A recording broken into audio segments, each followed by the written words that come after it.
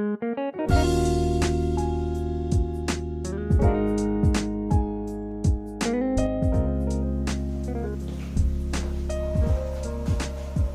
Morning students. तो हमने अपनी पिछली वीडियो में एक्सरसाइज 4.6 को स्टार्ट किया था, तो वहां से अब हम क्वेश्चन नंबर 3 को स्टार्ट करते हैं। तो स्टेटमेंट हमारी लिखी हुई है, examine the consistency of the system of equations given below. यहाँ पे जो सिस्टम ऑफ इक्वेशन नीचे दिया गया है, हमने उसकी कंसिस्टेंसी को एग्जामाइन करना है। हमें पता करना है कि जो दिया गया सिस्टम ऑफ इक्वेशन है ये कंसिस्टेंट है या नहीं है। तो देखिए कैसे हम कंसिस्टेंट चेक करेंगे, किस तरह से हमें इस क्वेश्चन को करना है। हमने अपनी पिछली वीडियो में इन सब चीजों को डिस्कस किया था। तो आइए ये क्वेश्चन स्टार्ट करते हैं। जो ये सिस्टम ऑफ इक्वेशन है, गिवन सिस्टम ऑफ इक्वेशन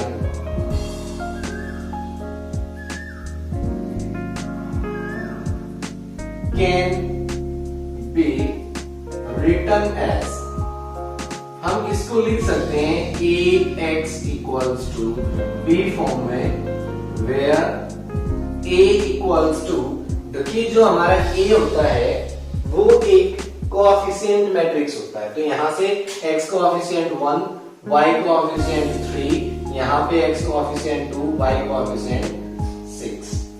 उसके बाद x एक कॉलम मैट्रिक्स होता है जो वेरिएबल्स के लिए लिखा जाता है x, y। उसके बाद b जो रहेगा वो कांस्टेंट्स के लिए, जो 5, 8 हमारे बचते हैं राइट हैंड साइड में। इस तरह से हमारा जो दिया गया सिस्टम ऑफ इक्वेशन है उसको ax equal to b form में एक्सप्रेस कर सकते हैं, जहां पे ax और b की वैल्यूज हमने फाइंड आउट कर ली है। तो देखिए हम कंसिस्टेंसी चेक करना स्टार्ट करते हैं।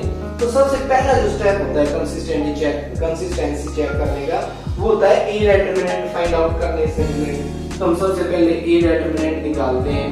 a determinant 1, 3, 2, 6 determinant equals to 1 multiply 6, 6 minus 2 multiply 3। तो हमें 2/2 ऑर्डर में डिटरमिनेंट निकालना, अपनी एक्सरसाइज 4.1 में सीखा था।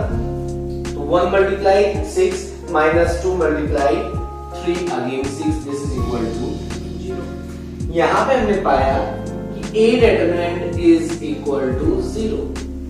अगर a डिटरमिनेंट 0 मिलता है तो हमने सीखा था कि यहाँ पे a डिटरमिनेंट 0 होने के बाद हमारा जो दिया गया सिस्टम ऑफ इक्वेशन है वो कंसिस्टेंट हो भी सकता है और नहीं भी हो सकता है। अब ये चेक करने के लिए हम फाइंड आउट करते हैं एडजॉइंट ऑफ मैट्रिक्स A। अगर यहाँ पे A determinant not equal to 0 होता तो हमें पता चल गया होता कि ये दिया गया system of equation unique solution रखता है, और जिसका यूनिक सॉल्यूशन होता है वो कंसिस्टेंट होता है। तो ये नॉट इक्वल टू 0 आता तब तो कोई प्रॉब्लम नहीं थी। अब ये डिटरमिनेंट जो है वो 0 के इक्वल आया है, तो इसे हम आगे एक स्टेप और करेंगे। तो उसके लिए हमें क्या फाइंड करना पड़ेगा, adjoint of matrix A। Adjoint matrix A का एडजॉइंट निकालना है, एक 2/2 ऑर्डर मैट्रिक्स है। तो एडजॉइंट निकालने के लिए हमें कोफैक्टर निकालना पड़ेगा, हर एलिमेंट का कोफैक्टर मैट्रिक्स बनाना पड़ेगा और उसका ट्रांसपोज करना पड़ेगा। नहीं तो हमने 2/2 ऑर्डर का डिटरमिनेंट निकालना डायरेक्ट भी सीखा था। तो हम कोफैक्टर निकाल के उसका डिटरमिनेंट निकालते हैं, फिर लास्ट में डायरेक्ट कैसे निकालते हैं वो भी बता देंगे। तो सबसे पहले हम कोफैक्टर्स निकालते हैं ऑफ मैट्रिक्स A। यहाँ पे A11 आएगा, तो A11 दिस फर्स्ट एलिमेंट है, इसका कोफैक्टर निकालने के लिए हम ये रो और ये कॉलम छोड़ देंगे तो 6 बचेगा केवल। उसका डिटरमिनेंट निकाल लेना है, तो 6 का डिटरमिनेंट तो 6 ही आएगा। उसके बाद A12, अब यहाँ पे देखिए इनका सम ओड बनता है, तो इसका मतलब उसके साथ एक माइनस का साइन लगा देंगे हम, यानी कि जो भी वैल्यू हमारी आएगी हमने उसका साइन चेंज कर लेना है। तो ये माइनस में लिखा जाएगा। 1, 2 एलिमेंट 1, 2, ये जो एलिमेंट बनेगा 1, 2 प्लेस पे, तो उस वाले कॉलम को और उस वाले रो को छोड़ देना है, यानी कि A12 ये एलिमेंट है तो इस रो को और इस कॉलम को छोड़ देंगे तो 2 आ जाएगा हमारे पास। तो ओनली 2 आ गया, साइन चेंज हो गया। उसके बाद A21 A21 निकालने के लिए ये कॉलम और ये रो छोड़ दिया तो 3 आया है, लेकिन 21 ओड बनता है, 2 + 1 3, तो ओड बनेगा तो उसका साइन चेंज करके -3 लिख दिया जाएगा। अब A22 जब हम निकालेंगे तो ये कॉलम और ये रो छोड़ देंगे तो 1 बचेगा, तो ये आ गया हमारे पास। अब देखिए एडजॉइंट कैसे निकल जाएगा। Adjoint of matrix A equals to, ये रहेगा transpose of cofactor matrix 6 - 2 - 2 1, 6 - 2 - 3 1 and it's transpose. जब हम यहाँ पे ट्रांसपोज को सिंप्लीफाई करेंगे तो फर्स्ट रो से फर्स्ट कॉलम बना लेते हैं 6 - 2 और सेकंड रो से सेकंड कॉलम बना लेंगे -3 1। ये निकल गया हमारा एडजॉइंट ऑफ मैट्रिक्स है। अब देखिए डायरेक्ट कैसे करना होता था। डायरेक्ट हमने अगर इस मैट्रिक्स A का डायरेक्ट हमें ट्रांसपोज एडजॉइंट फाइंड आउट करना है तो क्या करेंगे, ये जो दोनों हैं डायगोनल एलिमेंट्स इनको कर लेंगे इंटरचेंज, यानी कि 6 वहां पे और 1 यहाँ पे लिख दिया जाएगा, 6 और 1 हो गया। और ये जो दो एलिमेंट्स हैं इन दोनों के हमने साइन चेंज कर लेने हैं, तो इन दोनों का साइन चेंज हो जाएगा ये -3 - 2, यहाँ पे 3 था यहाँ पे 2 था, तो ये -3 - 2 हो गया और इन दोनों को डायरेक्ट इंटरचेंज कर लेंगे। तो इस तरह से हम एडजॉइंट फाइंड आउट कर सकते हैं। तो एडजॉइंट आने के बाद अब हम एडजॉइंट A इंटू B निकालेंगे। एडजॉइंट A की मल्टीप्लाई कर लेनी है मैट्रिक्स B के साथ। देखिए मल्टीप्लाई करना भी हमने थर्ड चैप्टर में सीखा था, तो -2 1 and multiply by matrix B, this is 5 8।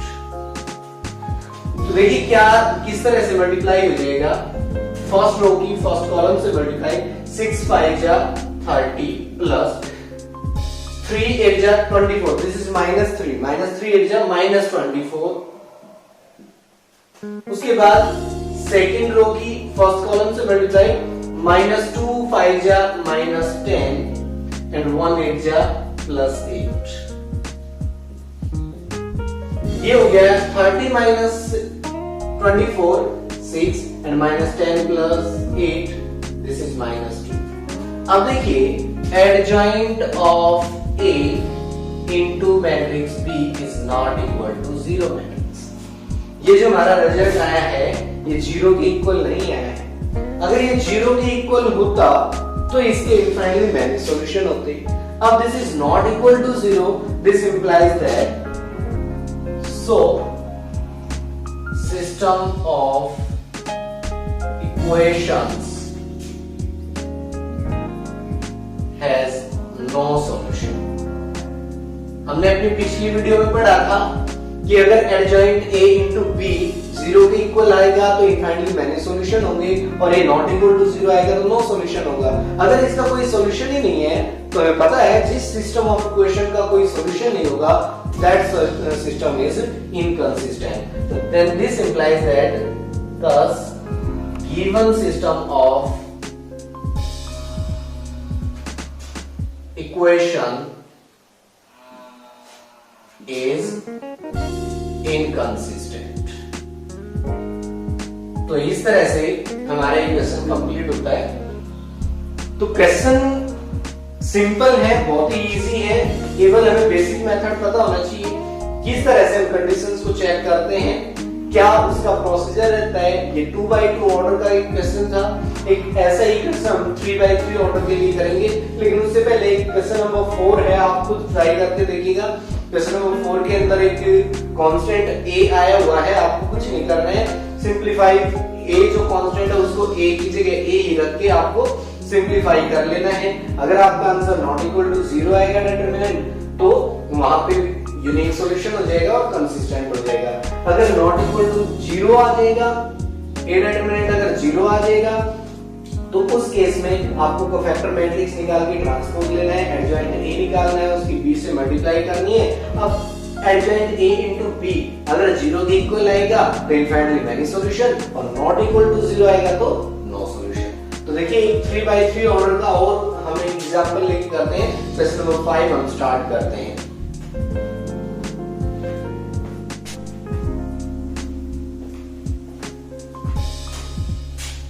देखिए अब स्टूडेंट यहाँ पे क्वेश्चन नंबर 5 की स्टेटमेंट लिखी गई है, तो यहाँ पे फिर से हमें कंसिस्टेंसी को चेक करना है।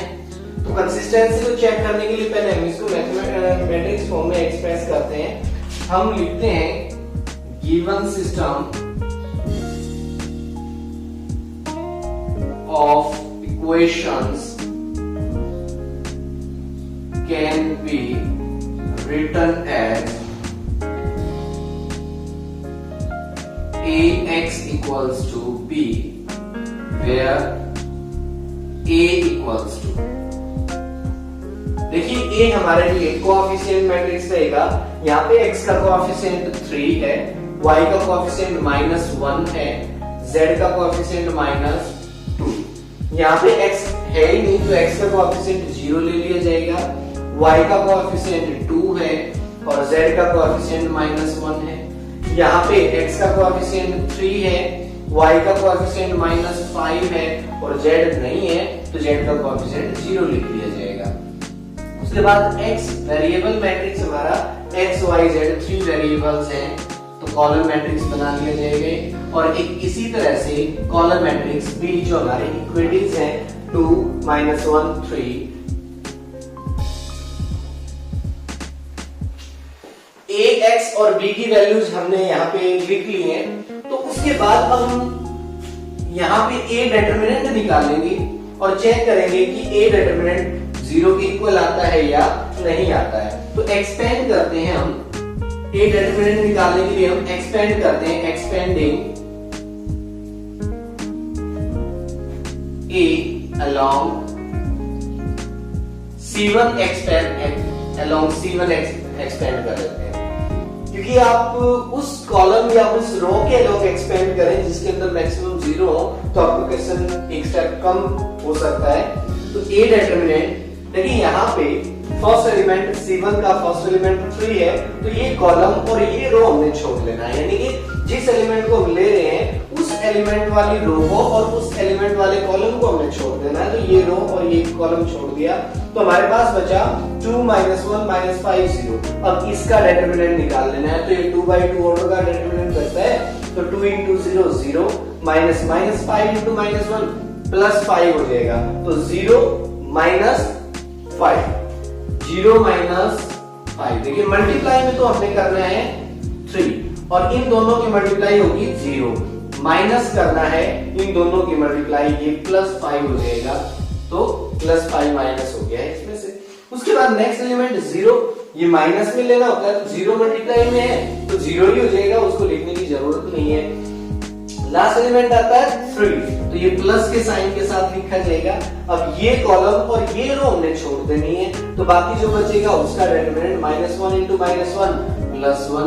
अब माइनस करना है इसमें से 2 × 2 4, 2 × 4 मींस -4 है वो तो -4 और ये +4 हो जाएगा।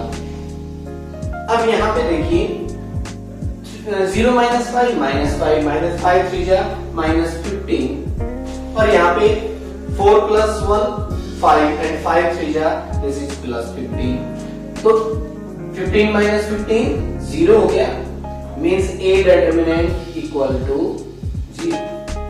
अब जब a डिटरमिनेंट 0 आ गया है तो ये जो सिस्टम ऑफ इक्वेशन है ये कंसिस्टेंट हो भी सकता है और नहीं भी हो सकता है। तो उसके लिए हमें क्या करना पड़ेगा, हमें a मैट्रिक्स का एडजॉइंट फाइंड आउट करना पड़ेगा। एडजॉइंट फाइंड आउट करने के लिए हमें इसकी कोफैक्टर्स निकालने पड़ेंगे। तो कोफैक्टर्स निकालना स्टार्ट करते हैं हम, कोफैक्टर्स ऑफ a। इसमें a11 को लिखते हैं हम स्टार्टिंग में तो a11 दिस एलिमेंट 3 तो ये कॉलम और ये रो छोड़ दी, बाकी डिटरमिनेंट जब हम निकालेंगे 2 × 0 0 -5 तो ये -5 आ जाएगा। उसके बाद a12 मींस -1 है यहाँ पे, इसका जब हम कोफैक्टर निकालेंगे तो इसका साइन चेंज होना है तो माइनस का साइन पहले लगा देंगे क्योंकि ये ओड बनता है 1 + 2 3 ओड। जब भी इन सफिक्स का सम ओड बनेगा तो साइन चेंज होगा तो -1 ये कॉलम छोड़ दिया, ये रो छोड़ दी, बाकी बचा 0 × 0 0 -3 × -1 -3 तो -3 +3 हो जाएगा तो 0 + 3 मींस दिस इज -3। उसके बाद A13 हम निकालते हैं, ये एलिमेंट है -13, -2 है तो ये कॉलम और ये रो हमने छोड़ दी, तो 0 मल्टीप्लाई -5 0, 2 3 जा 6, तो 0 -6 -6। उसके बाद नेक्स्ट A21 हम निकालते हैं। A21 के लिए क्या करना है, साइन चेंज होगा, सबसे पहले तो माइनस का साइन लगा दिया जाएगा, ब्रैकेट लगा लेते हैं हम। अब ये कॉलम और ये रो हमने छोड़ देना है, तो -1 मल्टीप्लाई 0 0, -5 2 जा 10 हो जाएगा, प्लस 10 हो जाएगा, -5 इंटू -2 प्लस 10, तो 0 माइनस प्लस 10, तो 0 -10 हो जाएगा, and minus minus again this is +10। उसके बाद A22 हम निकालते हैं, तो देखिए ये है A22 एलिमेंट, तो ये कॉलम और ये रो छोड़ देनी है। अब 3 मल्टीप्लाई 0 0, और 3 मल्टीप्लाई -2 -6, तो 0 -6, तो 0 -6 लिखेंगे तो 0 + 6 हो जाएगा, दैट इज +6।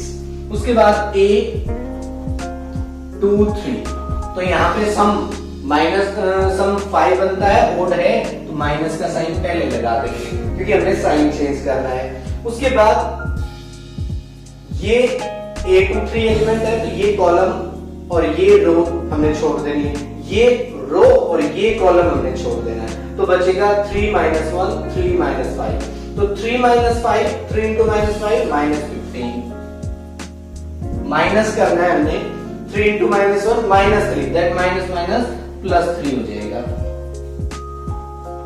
अब इसको सिंप्लीफाई करेंगे, -15 + 3 -12 बचेगा, -12 और ये +12 हो जाएगा। उसके बाद नेक्स्ट लास्ट रो बचती है हमारी A31 का साइन पॉजिटिव लेना है, तो ये कॉलम और ये रो छोड़ दी, -1 into -1 +1, और माइनस करना है, 2 2 जा -4, दैट इज -+4 हो जाएगा, ये 5 आ जाएगा। उसके बाद A32 निकालते हैं, तो हमने इसका साइन चेंज करना पड़ेगा। उसके बाद ये कॉलम हमने छोड़ देना है और ये रो छोड़ देनी है, तो 3 1 जा -3 -3, 3 1 जा -3 हो गया ये, और 0 -0 हो गया, तो माइनस +3 आ जाएगा, तो ये A32 आ गया, और लास्ट एलिमेंट आ गया A33।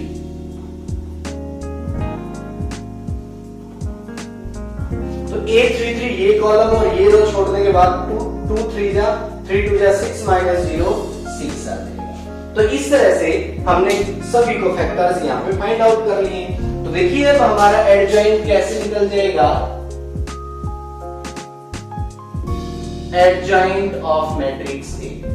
पहले इनको फैक्टर मैट्रिक्स लिखते हैं, -5 -3 -6, -5 -3 -6। उसके बाद नेक्स्ट 10 6 12, और लास्ट 5 3 6। ये हमारे पास कोफैक्टर मैट्रिक्स आया, और इसका ट्रांसपोज जब हम लेंगे तो वो रहेगा एडजॉइंट ऑफ मैट्रिक्स A। तो देखिए अब एडजॉइंट ऑफ A आ जाएगा हमारे पास, जो हमारी फर्स्ट रो है उसको चेंज कर लेना है फर्स्ट कॉलम में, तो -5 -3 -6, -5 -3 -6, सेकंड रो से सेकंड कॉलम 10 6 12, थर्ड रो से थर्ड कॉलम 5 3 6। इस तरह से हमारा एडजॉइंट निकल चुका है। अब हमने नेक्स्ट स्टेप में क्या करना है, एडजॉइंट A को मल्टीप्लाई कर लेना है मैट्रिक्स B के साथ।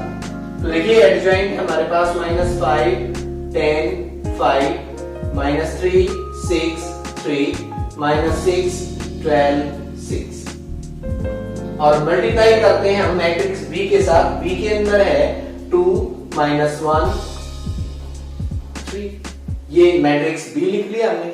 अब देखिए मल्टीप्लाई कैसे होनी है। First row multiply first column, -5 2 जा -10, 10 1 जा -10 एंड 5 3 जा 50। उसके बाद नेक्स्ट आएगा सेकंड रो की फर्स्ट कॉलम से मल्टीप्लाई करते हैं, तो -3 2 जा -6, 6 1 जा -6 एंड 3 3 जा 9। उसके बाद थर्ड रो की फर्स्ट कॉलम से मल्टीप्लाई करते हैं, तो -6 2 जा -12, 12 1 जा दिस इज -12, 6 3 जा +18। तो सिंप्लीफाई होने के बाद क्या रहेगा, -10 -10 -20 प्लस 15 -5, क्या हो जाएगा -5, -6 -12 -12 प्लस 9 -3, -12 -24 प्लस 18 -6।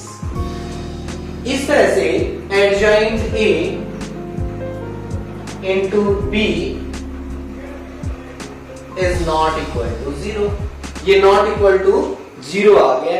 अगर ये 0 आता तो ये कंसिस्टेंट होता और इसके इनफाइनाइटली सॉल्यूशन होते, लेकिन adjoint A into B not equal to 0 आया है, तो सो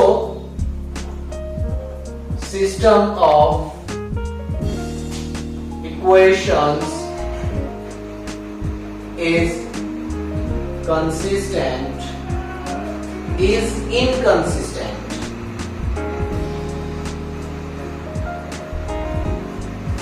and has no solution। ये जो सिस्टम ऑफ इक्वेशन है ये इनकंसिस्टेंट है और इसका कोई भी सॉल्यूशन एग्जिस्ट नहीं करता है। अगर इसका कोई सॉल्यूशन एग्जिस्ट करता तो ये कंसिस्टेंट होता। तो यहाँ तक हमने क्वेश्चन नंबर 1 से लेकर के 6 तक की क्वेश्चंस कंप्लीट कर चुके हैं हम यहाँ तक की वीडियोस में। तो अगली वीडियो में हम इन इक्वेशंस को सॉल्व करना सीखेंगे कि किस तरह से दी गई जो दिया गया जो सिस्टम ऑफ इक्वेशंस है उसको किस तरह से सिंप्लीफाई करना है, सॉल्व करना है, कैसे हम करेंगे, ये नेक्स्ट वीडियो में करेंगे। तब तक के लिए थैंक यू।